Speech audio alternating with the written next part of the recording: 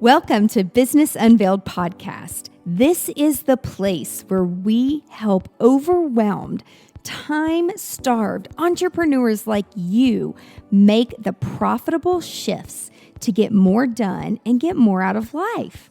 I'm your host, Angela Profit, award-winning 8-figure entrepreneur and CEO.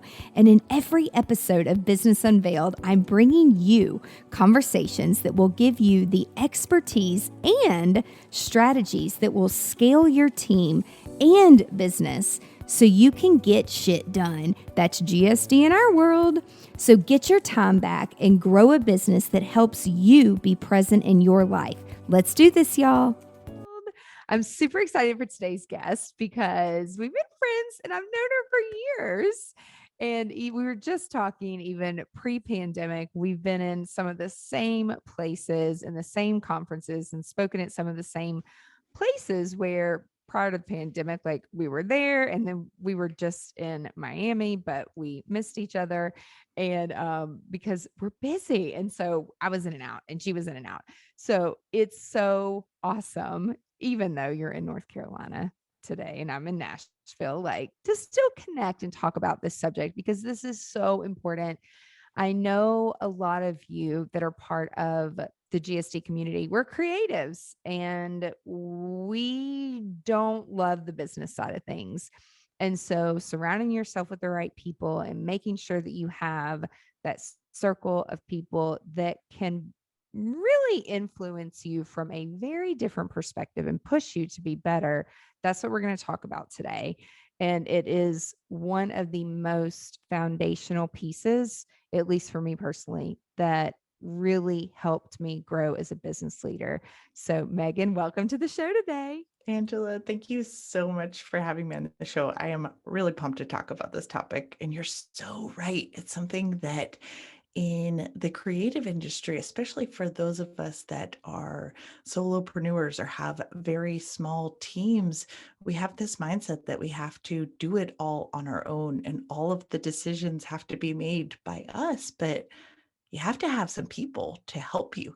And there's also some people you shouldn't have helping you.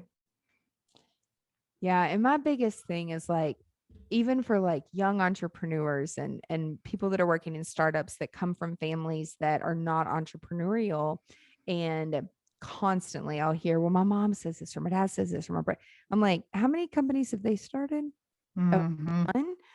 Why are you taking like no disrespect, but you Yeah. haven't done it. Why are you giving people advice?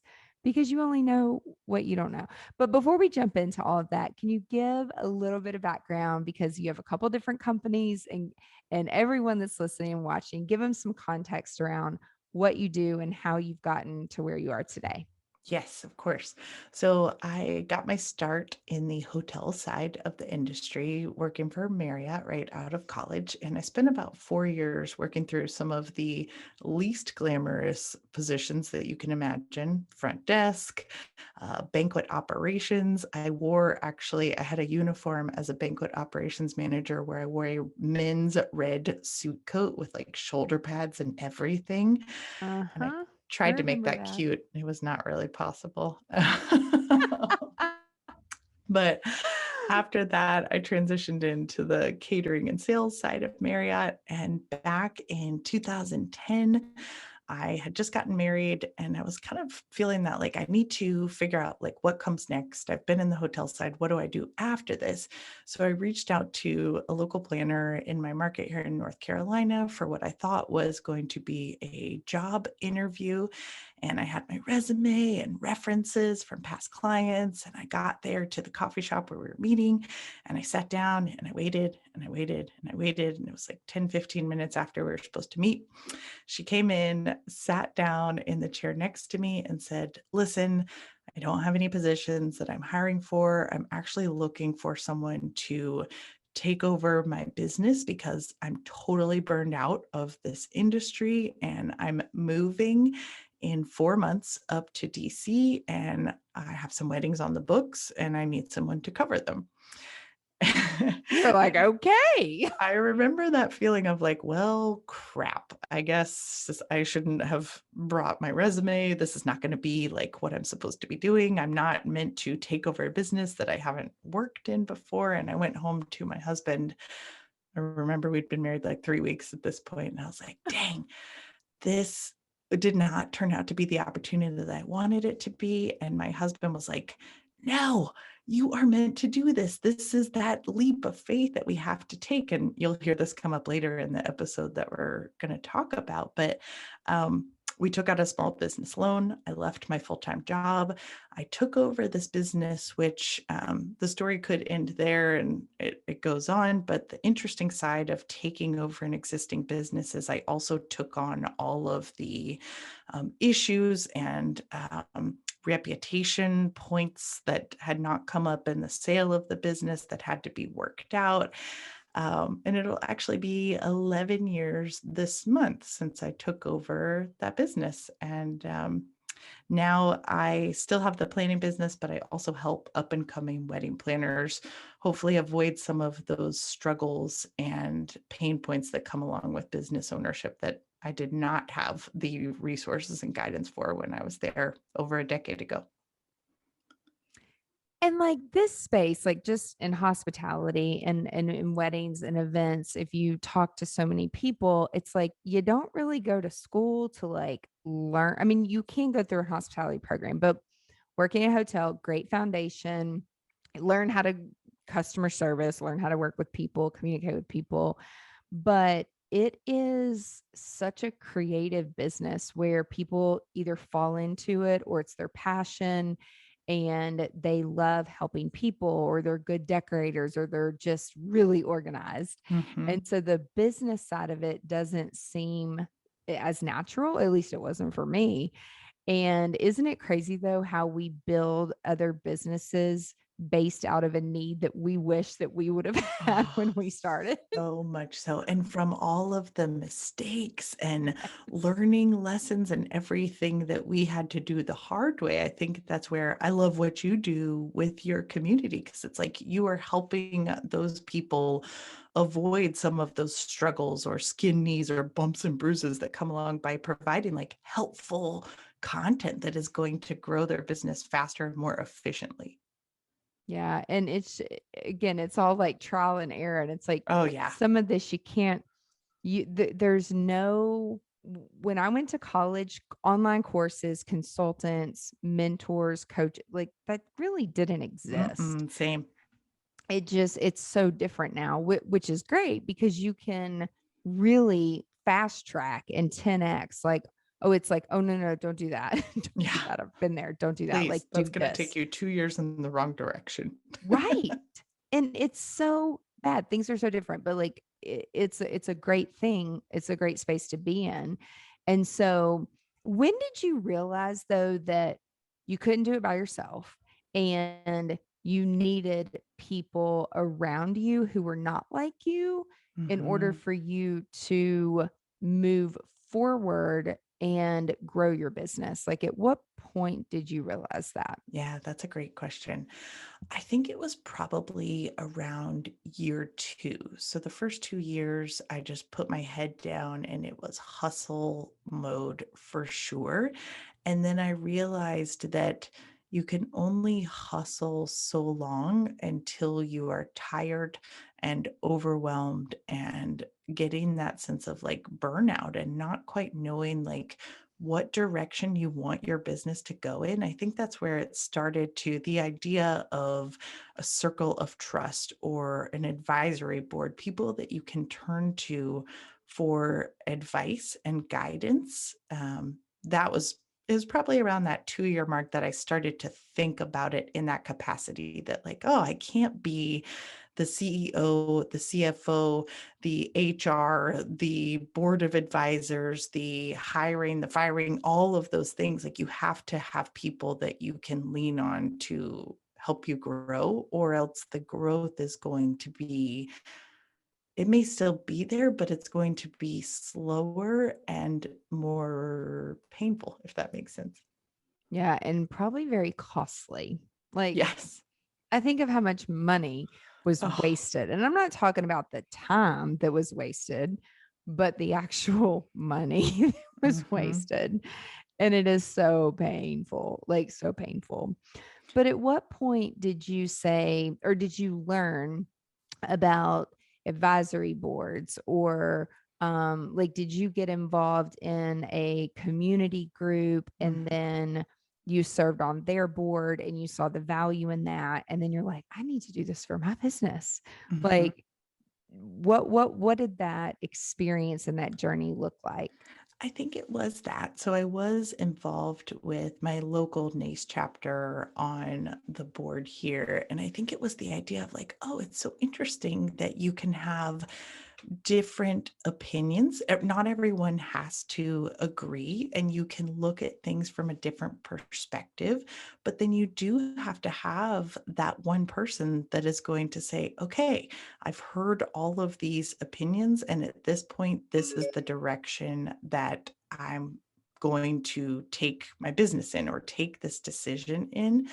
I also think it was hearing so many opinions from people and realizing, wow, just like weddings, just like having a baby, just like being a business owner, as you mentioned, people often have an opinion and want to have a say in what you do that don't necessarily deserve to have that say, to have that seat at the table. So having so many conversations and starting to discern, like, okay, you can have these conversations, but you can't put stock in every opinion that is given to you in your business. You have to determine who are the people that you put the stock into and who sits at that table of your proverbial advisory board of your business.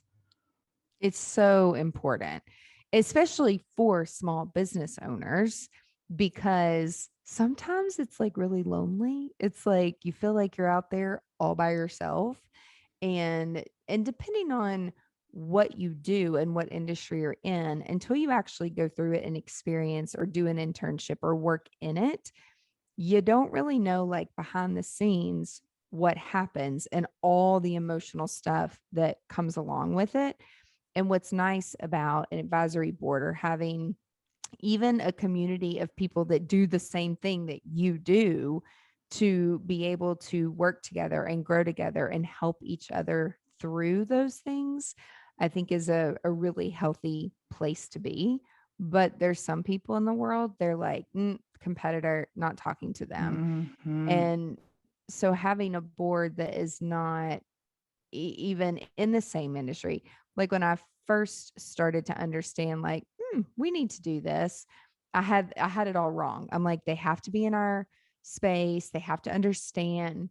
And that was like the worst thing to do, because actually it's better to have people who, at least this has been my experience from the takeaways, is someone that's not in the industry, because it helped me bring clarity to like some of the things and just better communication. But I know that you specifically talk on 4 different types of people that you want at that table. It's not just warm bodies, No, it's very no. It's not specific just people people. that will listen to you or tell you what you want to hear. That does not make up a good advisory board. No. So what are those for people, like the personalities? What should we be looking for when we are thinking we we really need an advisory board? And I Yeah. guess at what point, for anybody that has a, small business owner can mean a lot of different things. So at what point should people be, is it like okay, it's been a year or it's been 2 years, or is it a financial marker? In your opinion, like when do you think you need it? And then who are the right people? Mhm. Okay, great questions. So, I am going to talk about the 4 different personality types that most of you that are listening to this, as I'm breaking down these 4 types and Angela and I are discussing it, I want you to think about the people that are already in your life that are important to you in some way, whether it is a business partner or some sort of someone that you look up to within the industry, or a spouse or significant other. you're going to identify these people, I think, pretty quickly. And if you realize, like, oh, okay, I have these three types, but I'm missing this person, this is a really good call to action at the end of this episode to be able to say, I'm going to start thinking about bringing this person to my advisory board. And as far as when you should do it, I do believe that there is in that first year, you're really trying to figure out like what your business is. And also, especially coming out of COVID, a lot of us could be years into business and reimagining who we are in the industry and who we're serving as a client. So it could be year one, but it could easily be year 5, year 10 that you're thinking like, where am I going now? Like I've built my business to this certain place, and perhaps the people that have helped me get to this place are not going to help me get to the next level. Do you agree with that, Angela? 100%. Yeah. Yes. Okay. So the Yes. 4 different types, do you want me to list them all out and then we'll talk Yeah. about them? Okay. Yeah. All right. So the 4 people to have in your circle of trust. Number 1 is your cheerleader. And this person, as I'm profiling this out, this is not the like, you can do everything. Yes, yes, yes. This person is the person that sees the good and the bad stuff in your both personal and professional life, yet they're always there to sort of pick you up and push you along when your reaction perhaps is to think like, I don't know if I can do it, or if I have the bandwidth for this, or if I'm meant to fill this role. So they're on the sidelines for all of the wins and losses, and they have such a positive impact for you that they're always going to push you past your own limiting beliefs. Do you have this person, Angela? So I would say I get a new mentor every single year Mm, through the entrepreneur organization. And not that they're so much like a cheerleader, but they're definitely the ones that are not like-minded like me at all. mhm, And they're going to push, push, push, push, push, like get uncomfortable, or what's the saying? Get comfortable being uncomfortable or something like mhm, that. But it's mhm. just bringing a different perspective to how to tighten things up in the business. And but definitely having that person that's going to push you. Okay. And everybody does it a little bit differently, but I definitely think you've got to have somebody with an objective mindset that's done it before or done it a few times Yes. before. Yeah. So I would think that's actually probably going to be person number 2 at your Okay. advisory board, which is the challenger. So Okay. the challenger is the person that looks at things through a different lens, but ask questions that make you think, right? So that's what you Mhm. said. They're going to like push, push, push. Sometimes there are Mhm. logistical questions that make so much sense, but they are like bubble busting for the ideas of things that you want to do in business. They question your why and the how behind the decisions that you're making. And they do, like, they have your best interest in mind and they're going to help you make smart decisions, but they're not going to tell you exactly what you want to hear as well. That's the challenger type. And you have to have that person because the cheerleader is important because they're there to say, like, hey, stop having this viewpoint that like you are not able to make this business move, or that you do not have the skill set to get there. You do have it, because we can look back at your past and say these things that you have accomplished, you can't forget those things. But the challenger is going to be a little bit of like the one that is going to push you into answering some of those hard questions that you don't always want to answer when it comes to like growing your business. You want the fluffy and the fun, but the challenger is the one that's going to actually help you make those strategic, smart decisions. And that is so important. Like as a younger entrepreneur, that person in my corner, I would feel myself getting defensive, Mm-hmm. like, or not even making excuses, but like, you don't understand. The space doesn't work that way. Like, I'll never forget Right. one of my mentors saying, quit answering your phone and your text at 2 and 3 in the morning. Why are you doing that? Like, that's not healthy. There's boundaries. And I'm like, no, you don't understand. Like, these girls, like they They're need me, expecting it. yeah, And 24/7. And he's like, no, you are going to stroke out before you're 40. Like right. it doesn't work that way. And if you provide great customer service, and it's more about the expectation on the front end and Mhm. how you set up the expectation of what your boundaries are. But I didn't know, and I was afraid that I would lose business, but it was not, it was actually the opposite. So once like he helped me put boundaries in place, people respected the meeting time so much Mhm. more because they knew that I wasn't just going to pick up the phone or answer their text all the time. And the quality of life got so much better.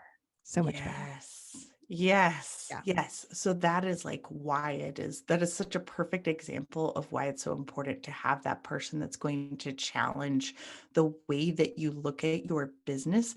Because if you don't have that person, you're going to continue to stay with that same mindset that you mentioned about like, no, you don't understand someone. We have to be available 24/7, which leads to complete burnout on the other end. Mm-hmm. Okay.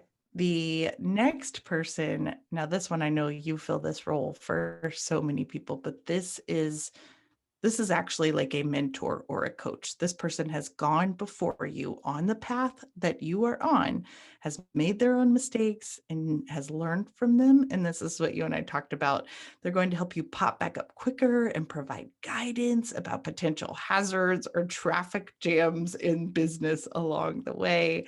They're going to help you find the best route with the least amount of struggle and resistance as it comes to growing your business. And this mentor or coach role, it doesn't necessarily have to be a paid relationship, but it is someone that has experience in the area that you have experience and has gone before you down that path.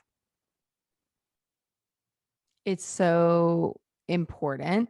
And that goes back to what we were saying earlier of taking advice from people who've never done it. Mhm. Oh my God. I mean, and again, it doesn't have to be the same thing or the same industry at all, but working at the same company for 30 years from 9 to 5, there's no experience shares from running your own business and being an entrepreneur. It's totally different. And there's so many, again, like younger entrepreneurs trying to take direction Mhm. from those people, and because they respect them and they should respect them, but going and finding the group of people who, like you said, have done it is just, it's a Mhm. complete game changer. Well, you mentioned that about a mom, and it's funny because I have a very close, very tight relationship with my mom. But I remember back in 2010 when my husband and I decided to take this leap, take out the small business loan. I left a great paying job. My mom, had I listened to her, I would not have the business that I have had now for 11 years. She was like, "Ooh, no, don't leave that set paycheck. Stay safe." And so I think that my mom, as much as I love her so much, I seek advice in the areas that I know that she can add value, but my mom has never run a business. So it's Mhm. it's exactly what you said of I may go to her for parenting advice or marriage advice or other types of advice, but business like decision advice, maybe not. Same here. In fact, it was my mom and my dad. Like they thought, my dad literally looked at me and he was like, "Are you on drugs? Why would you leave healthcare? Like you went to school, we paid for your school. Like, what do you mean you're not what do you mean you resigned?" Yeah. Like, I'm like, this is why I didn't discuss it with you, because you would have Right. talked me out of it and I can always Exactly. go back. Yes. Like, it's okay. Yeah. And it's funny that you say that because after I do this fourth person that you should have on your advisory board, I do have three people that I'd love to discuss that should not be on your advisory board. And it's kind of the people that we've talked about already. But the fourth and final person that you want to have on your advisory board or circle of trust, whatever you want to call it, is your idea amplifier. So, this person is in your life and brings a totally different skill set and perspective may have taken a different path in life, or they may be part of a different industry, but they use their skill set and knowledge to amplify what your original ideas and thoughts are. So they get excited about your thoughts, but they take your ideas to the next level. And I have a great example of one, my own idea amplifier in my circle of trust. She is in the wedding industry. She owns a wedding venue out in Colorado. She's a podcaster as well. But she is one of those that I can go to her and say, hey, I have this new idea for something that I want to launch within my business. I'm thinking that it's going to go XYZ. And I've thought about the pros and cons of this. And what I love about my conversation with her as my idea amplifier is she always has that mentality of, ooh, it's a really great idea, but have you thought about actually shifting it and serving this audience instead? Because then that's going to lead to growth in this area that I honestly have not even considered. And she does this time and time again. So she's that one that when I have a business idea, I want to go to her. I want her perspective. She's in the same sort of playground as me, but we don't do the same thing. So she's able to just look at things from a totally different personality and skill set and bring a different perspective to my business. It's so important. And if you take the defensiveness away, and oftentimes with ideas, it's like, you have it so well thought out. And then if someone throws you a curveball, instead of saying like, no, I'm gonna stick to this, it's like, well, then why the hell did you ask me my idea? Like, why did you tell me your idea? Why did you ask in the first place? Right. Yeah. And I think, it's worth noting that with these personality types, so there's the cheerleader, the challenger, the mentor or coach role in the idea amplifier. I do believe that these are the four people that when you are making big business moves or when you are feeling stuck in your business, you need to identify who these people are so that you can turn to them and hear their opinion. But at the end of the day, it is you. Like, you are in the driver's seat and it is your business to do what you want to with it. And one of the reasons why I started really thinking about this circle of trust is back in 2017, I had the opportunity to go into a partnership in business to open a venue. And we were getting really close to signing the contract. We had met with an architect. We were going to have this 7-year lease. We were turning an old tire garage. We were going to turn it into like this beautiful industrial chic venue. I was pregnant with my third daughter at the time. And the venue had been this long-term goal of like, when I open a venue, I will have achieved this level of success that I want in my business. And I turned to my circle of trust and I was talking to my cheerleader and my idea amplifier and my challenger. And I actually did not have a mentor or coach at that time. I actually chose to fill that role after what happened. I'll tell you in just a second. But I listened to the opinions. I heard the advice. I heard the pros and cons.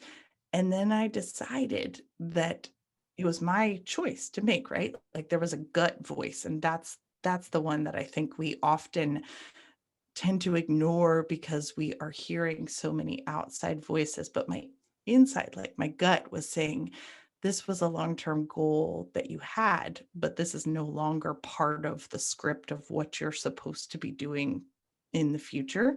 So I walked away from that opportunity. And I remember that feeling of like just feeling 50 pounds lighter after saying, like, this is not the right thing for me right now.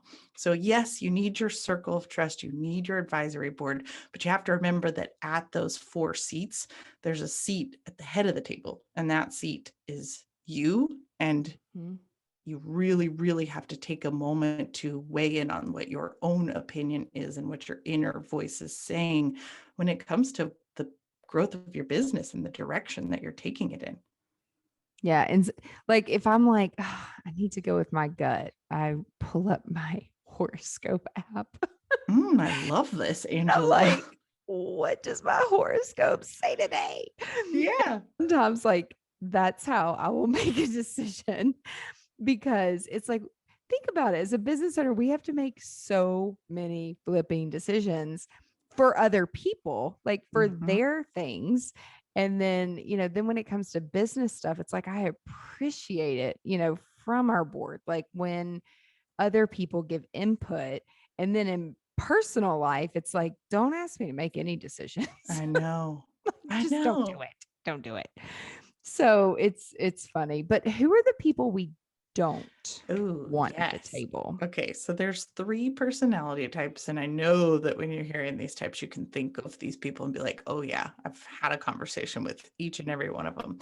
So the three people that should not have a seat at the table, and if they currently do, it may be time for you to ask them to leave, would be the pessimist. So this is different than the challenger because this person has a negative view on everything, and spending time with them is like a life suck. You feel it time and time again, every conversation, every interaction. And this is someone that should not have a say for sure in the direction that you're taking your business and professional career. So their unhappiness is absolutely going to continue to have a negative effect on you if they have a seat at the table. So pessimist is number one. Um, Number two is the know-it-all or the one-upper. So this is the person that you're like, hey, I have this business idea. I'm thinking that I might want to start offering this service. And this person is going to be like, oh no, I've done that before. And when I did it, they make it all about them. And it's very centered on not helping you grow your business, but more about just talking so much about them and their business growth that it has nothing to do and it's not going to help you grow. And then, Yeah. It yeah, like one toxic or bad egg, what's the saying? One bad egg will make them all rotten or something like I that. don't know. It's like, oh, again, it's just the negativity is Yeah. it can just ruin so many things. Well, and I think that there's something to be said for empathy and relatability in stories, but that's not the role of this person. Like their stories are not to show empathy or relate to you. It is just to make it all about them. They're so focused on themselves. So any advice that they give will not be actually beneficial for you. Okay. And then the last person that you don't want to have a seat at the table is now, this is one of my very best friends, so hopefully she won't listen to this episode. The yes person. So this person says yes to everything. Like you can do no wrong. They will just say yes, like go for it at all cost. And I love this person as a friend, but they again, not a business owner. And it's different to me than the cheerleader because the cheerleader sees both sides, right? Like they've seen the wins, they've seen the losses, but they're still going to show up and cheer you on in growing your business. Whereas the yes person, it's just everything is a yes and they're not focused on helping you grow. Sometimes it needs a no to create Yes, space and time for right. other things to come in, like the right things. Yeah.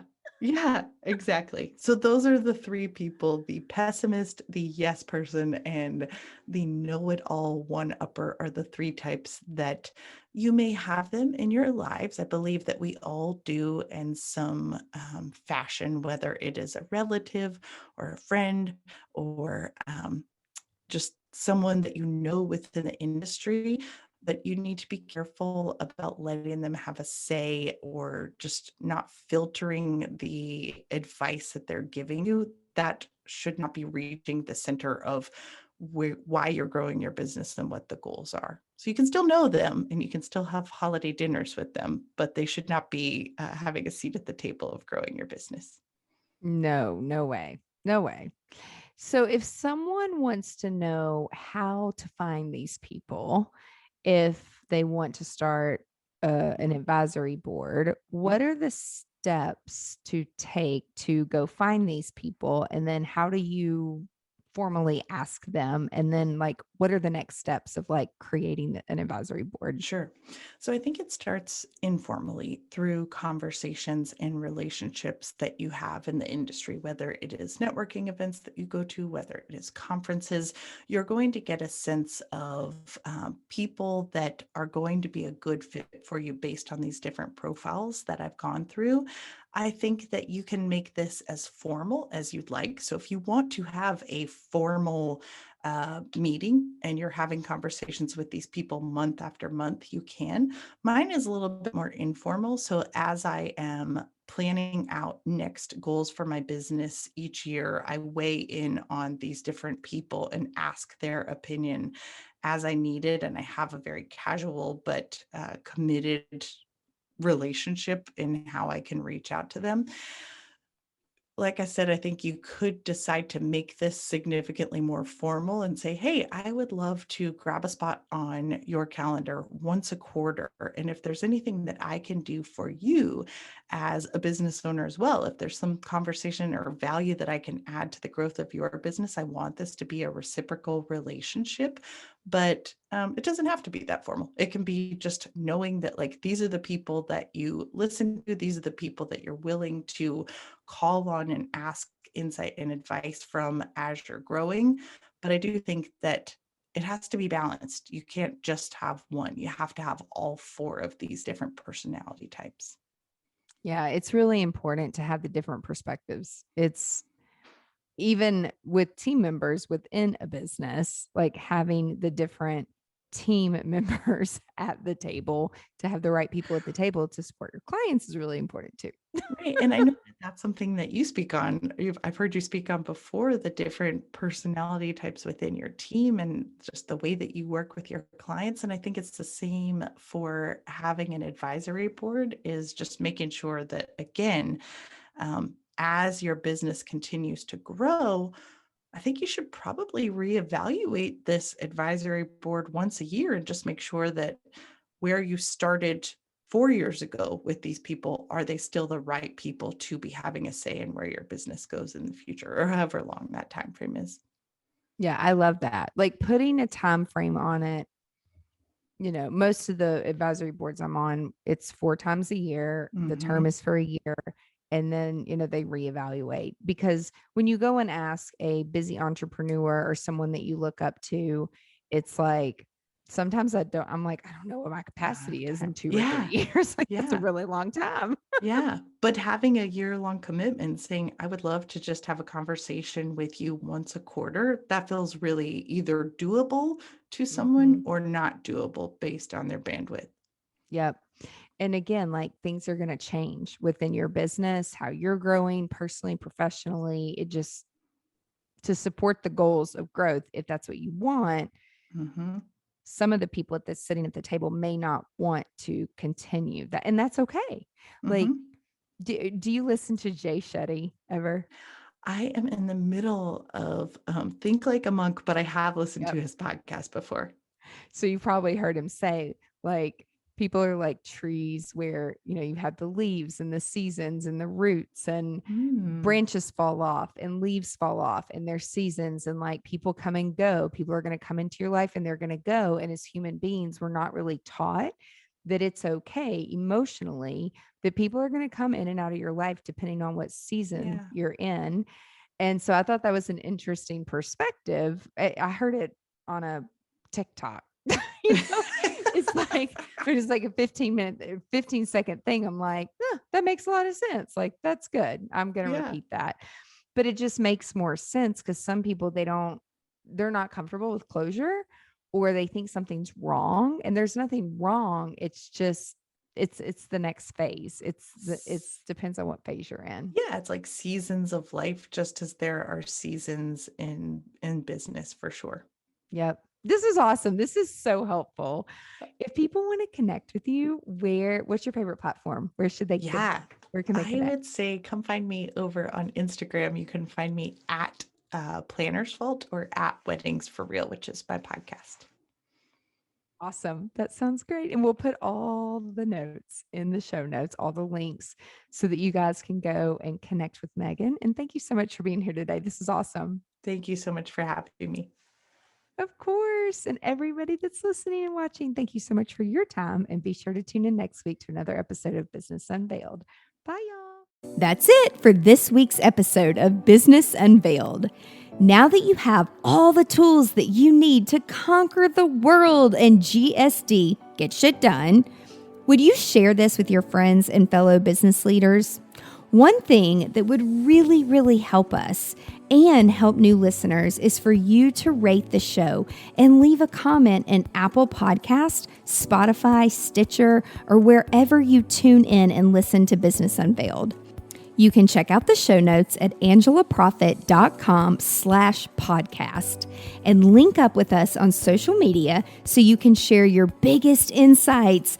And I want to know your aha moments. Until next week, remember, the profitable shifts and structures you're creating in your business help you be more present in your life. So get out there and GSD.